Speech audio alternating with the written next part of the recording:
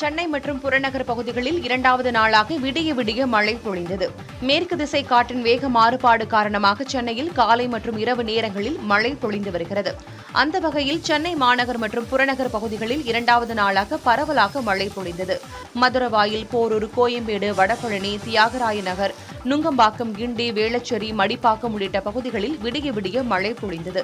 அதேபோன்று புறநகர் பகுதிகளிலும் பலத்த காற்றுடன் பரவலாக மழை பொழிந்தது. இரவில் பொழிந்த மழையால் வெப்பத்தின் தாக்கம் தணிந்த நிலையில் தாழ்வான இடங்கள், முக்கிய சாலைகளில் தண்ணீர் பெருக்கெடுத்து ஓடியது. இதன் காரணமாக வாகன ஓட்டிகள், பொதுமக்கள் சிரமம் அடைந்தனர். சாலைகளில் தேங்கியிருந்த தண்ணீரை மாநகராட்சி அதிகாரிகள் இயந்திரங்கள் மூலம் வெளியேற்றினர். டெல்டா மாவட்டங்கள் உட்பட தமிழகத்தின் பல்வேறு பகுதிகளில் பரவலாக மழை பொழிந்தது. தஞ்சாவூர் மாவட்டத்தில் வல்லம், செங்கிப்பட்டி, பூதலூர் உள்ளிட்ட சுற்றுவட்டார பகுதிகளில் கனமழை பொழிந்தது. மழை தொடங்கியிருப்பதால் தஞ்சை விவசாயிகள் ஆரம்பகட்ட நெல் சாகுபடி பணியை தொடங்கியுள்ளனர்.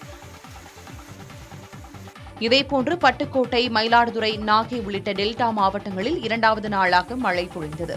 இதனிடையே தென் மாவட்டங்களிலும் பரவலாக மழை காணப்பட்டது.